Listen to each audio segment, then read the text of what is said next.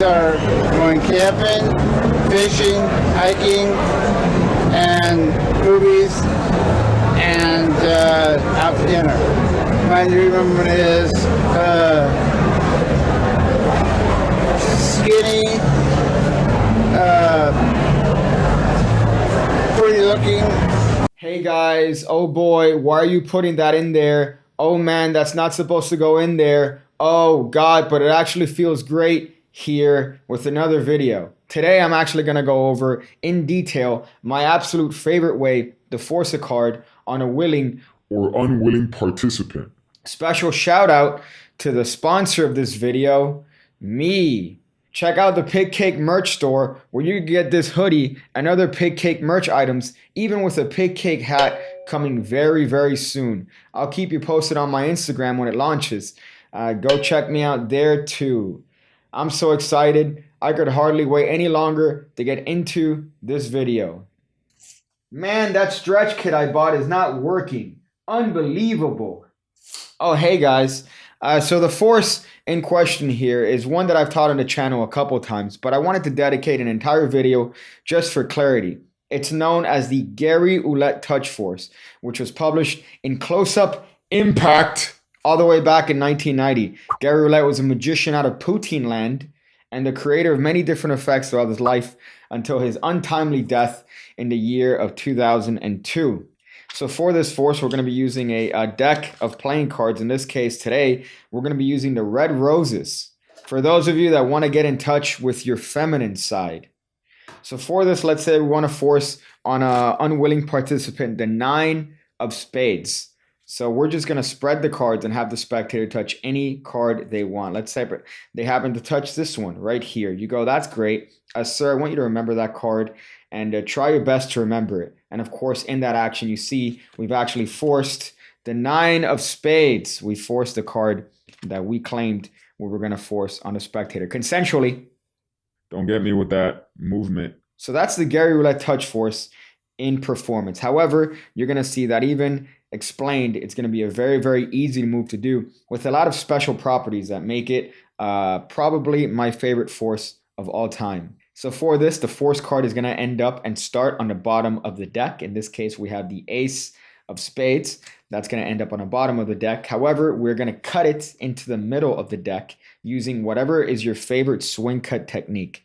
If you notice, we have a little bit of a break there, separating both halves, ensuring that the top half, the lowermost card, right above the break is the ace of spades. So that is your secret little bit of a preparation for this trick. Doesn't that bring you back to the middle school dance that you shared with Josefa? Josefa, the ethnic girl from Mexico. Brings me really back to that middle school dance. Oh boy, I wonder where she is right now. Anyway, so here what you're going to do is you're going to tell the spectator to touch any card they want on this half. Now, how do you ensure that they're going to touch any card above your break? Well, by changing your dialogue. As opposed to telling the spectator, sir, I want you to touch any card in the deck.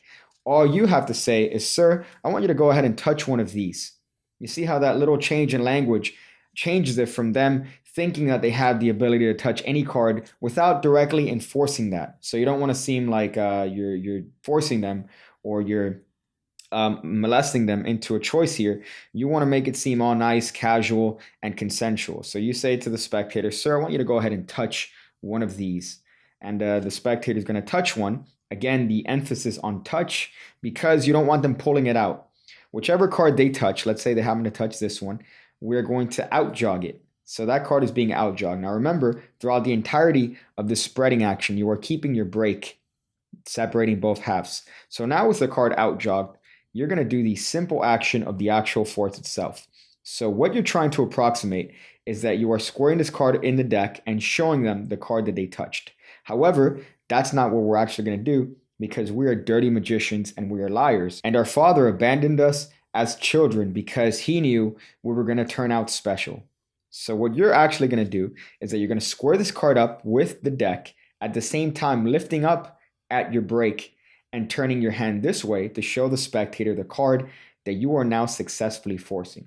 So in one smooth action, all you're doing is you're squaring up this card of the deck and lifting up at your break, showing them supposedly the card they touched. Really, you're showing them the force card. Now, the actions of the force are very, very simple indeed. However, you see that they convey the idea that you are actually showing them the card that they stopped at. Again, we're trying to approximate this same action of you scoring the card up into the deck and showing them the card they picked. However, we are actually lifting up where we want, and where we want is conveniently being held by our pinky, which is strong enough to hold the deck, but not enough to hold our emotion. So that is the basic Gary Ouellette touch force. Now, a couple of different tidbits on this particular force. I could take a pretty women out to eat, go to the show. If you notice, this force does not show the back design of the actual card itself. So this could be a card with a message on it. This could be a card of a different back. We're equal opportunity here on Pigcake. So that's something that you could do. You could show your diversity and your love for diversity by having a different, maybe an African-American colored card. And you notice that in the action of the actual force itself, the spectator never sees the bottom card. They never see the back design. So that is something that you could end up with a little bit of a twist, or if it's necessary for the particular trick that you want. Now, I'm going to be sharing an interesting idea on the actual force on Patreon. What? You don't know about the Pigcake Magic Academy, where for only $5 a month, you get 2 videos a week covering everything I know about card and coin magic? Yeah, you already know about it. You already know about it. And if you don't, well, you better find out. You better find out. The link is in the description below. Check it out. I'm going to be sharing an interesting idea with this move there. Ah, fuck, that hurt. But Pigcake, I want to exert my force over multiple cards. Well, you could do that with this particular force because you have the spectator. Let's say this one in particular touches this card right here and they remember the ace of spades. Next, you turn to another spectator and you have them touch a card and they happen to select the, the ace of diamonds. You turn to another participant, they touch a card and they happen to touch, you guessed it, the ace of hearts. Finally, you turn to one last participant, they touch any card. You tell them, sir, when was the last time you washed your hands? Because these are expensive cards. But remember your card, please, the 8 of clubs. And please get help. Get help. And you see in that action, not only we have forced 4 different cards, but they're also on top of the deck. Oh boy, the possibilities. So this is an interesting little bit because you have the ability to force multiple cards. So the way this works is very simply. You're going to have all the force cards on the bottom of the deck.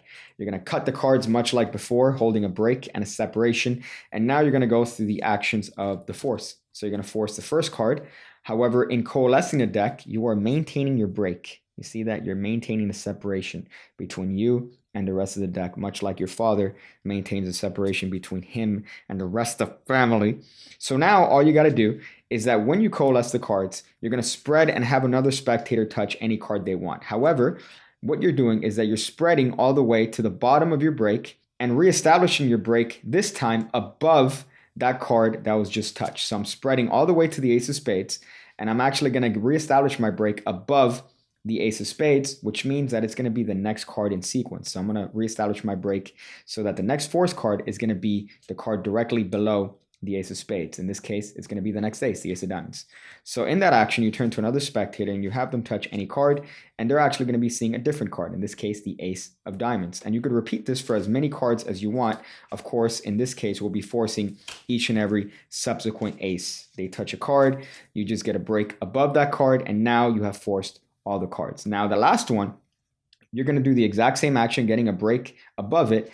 And now you have a break above those cards. So you could very easily do whichever control you want to control those cards to the top of the deck. And whereas it not only seems that 4 different spectators have touched 4 different cards from 4 different parts of the deck, those cards are actually on top of the deck and they touch the cards that you want them to. Man, that's a good one, dude. That's a good one, man. How do you even do these without busting a nut? So that's the Gary Ouellette touch force. Once again, I'm going to share a very nice and interesting idea using this on Patreon, so make sure to check that out. Also, if you want to support the channel, you check that out. But that's the Gary Ouellette touch force. There's a lot of different applications with it, and I'm very happy to have the platform to share it with you guys. So that's it. That's really it. You guys want to talk about something? What do you guys want to talk about? Cheese whiz? You like Cheese Whiz? I like Cheese Whiz. Oh boy. I'm gonna go figure out different ways to use an AV cable on a pair of white vans. White vans. Again, when I see you again, when I see you again, when I see you again, when I see you again, when I see you again, when I see you again.